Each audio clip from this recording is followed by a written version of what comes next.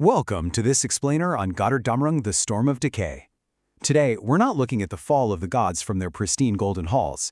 Actually, we're flipping the script entirely. We're diving into a tragic tale of betrayal and cosmic collapse told directly through the eyes of its ultimate victim, the corrupted Dark Elf. This is the story of the inverted journey. It's a brutal look at how desperate self-preservation and systemic betrayal can literally engineer the exact doom an empire is terrified of. Let's get right into it. So, when we think about the rule of gods, we usually picture this glorious, untouchable golden age, right? Well, Wotan's reign is anything but that. The sources paint this picture of a corrupt canopy built on, frankly, suffocating hypocrisy and failing bureaucratic law. Imagine a massive, sprawling empire frantically trying to outrun its own rotting infrastructure. Wotan tried to keep cosmic balance, sure, but he didn't do it with any sort of elemental truth.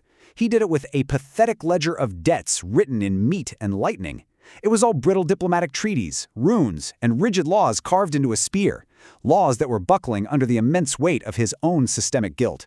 And that guilt? It's quite literally baked into the floorboards. The Golden Hall of Valhalla was absolutely not some pure beacon of light.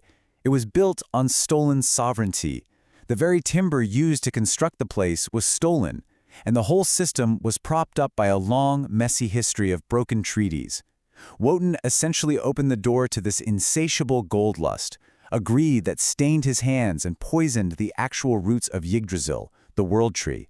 You can't just slap a political compromise on that kind of deep-seated rot. Okay, so here's where things really start to break down. You have this rigid, failing system of laws, and it suddenly collides with an unstoppable force, the primordial fire of a figure known as the philosophical arsonist, Lutgard. The friction between Wotan's suffocating bureaucratic rules and Lutgard's raw fire was just too much. It literally tore the fabric of reality apart.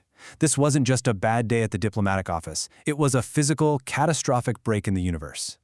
This reality fissure kicks off a hyper-fast chain of devastating events. Out of this tear drops a cosmic seed. Think of it as a concentrated alchemical crucible of rot. And who does it hit? Not a god, not some glorious warrior. It strikes a completely innocent artisan. And what does Wotan do? Instead of saving this poor victim, he leans on his failing laws and forces a parasitic blood oath onto him. He tethers this innocent creator's life force directly to the rotting foundations of Valhalla. It is just a breathtaking act of cruelty. In the blink of an eye, this innocent creator is transfigured into a walking nightmare known as the Bound Blight.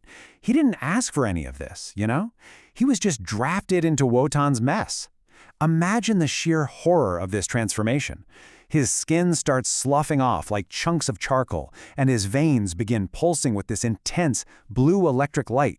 He becomes the literal, physical manifestation of Wotan's gold lust and crimes, forced to wear the visual scarring of the god's hypocrisy on his own body. At this point, the texts stop referring to the Dark Elf as a person at all. He becomes what they call a monstrous anchor. The emotional weight of this is just crushing. While the gods are up high in their golden hall, frantically dithering and trying to figure out how to save their own skins, the elf is dragged violently downward. He's forced into this tragic, inverted journey into the silent decay of the World Tree, chained to the exact destruction the gods are so terrified of. And this descent into Yggdrasil is a dark, agonizing ride. As the world above is choking in this silent decay, the elf is pulled down into the bowels of the earth. He's guided through the dark by the slow venom of the nibbling dwarf and the great serpent Nidhogg. These figures are down there just relentlessly gnawing away at the World Tree's divine support systems Wotan is completely blind to. The Dark Elf is totally helpless, trapped in a sliding snare, sinking deeper and deeper into the poisoned foundations of the cosmos. Now this brings us to the core, fatal irony of the entire saga. Because of that parasitic blood oath, the Dark Elf's survival is intrinsically linked to Valhalla, but entirely inverted. It means that every single defensive breath this tormented creature takes actively sucks the oxygen straight out of the sky. And worse, every time the gods strike a blow to defend their golden hall, it causes a sympathetic ruin. Every defensive action becomes a hammer fall against the heart of Valhalla itself. The gods are literally destroying their own home by trying to protect it. This suffocating hypocrisy and the weight of these brittle treaties finally drives someone over the edge. The thunder god, Donar, decides he has absolutely had enough. In a moment of pure desperation, he unleashes exactly one cleansing strike with his hammer. In his mind, it's a noble, albeit violent move. He's trying to purge the world's rot in one massive redemptive blow.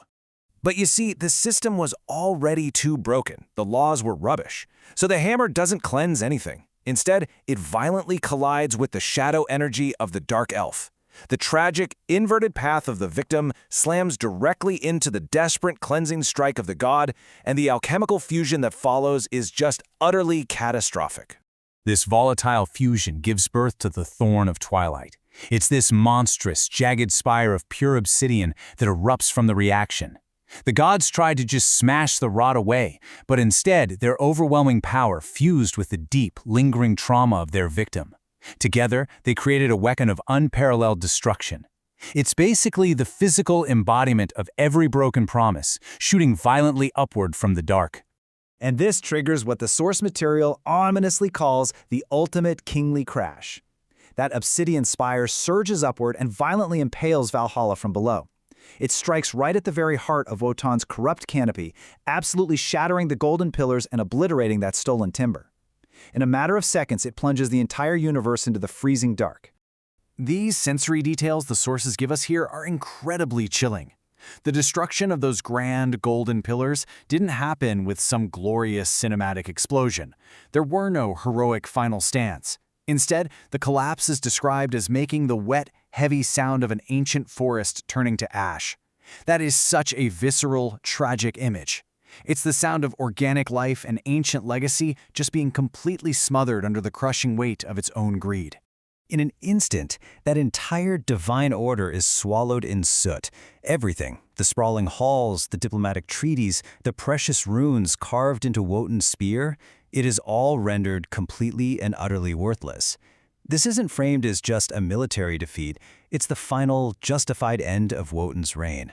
All that systemic guilt finally came due to collect on that ledger of debts. And what's left after the crash? The texts are incredibly specific about this. There was no redemptive light remaining. None. The cleansing strike failed entirely. Instead, there is only absolute suffocation as the universe sinks into a total, freezing silence. You can almost feel the temperature drop just reading it. The gods, the elf, the world tree, everything is submerged in this inescapable freezing dark. The inverted journey finally reaches its cold, tragic end. Which leaves us with a really haunting final thought to wrap up this explainer. Did the gods merely fight the darkness, or did their desperate, hypocritical laws actually engineer it? By sacrificing an innocent artisan just to protect their stolen haul, did they forge the exact anchor that dragged them into the freezing dark? It is a staggering look at how systems of power can completely collapse under the weight of their own corruption.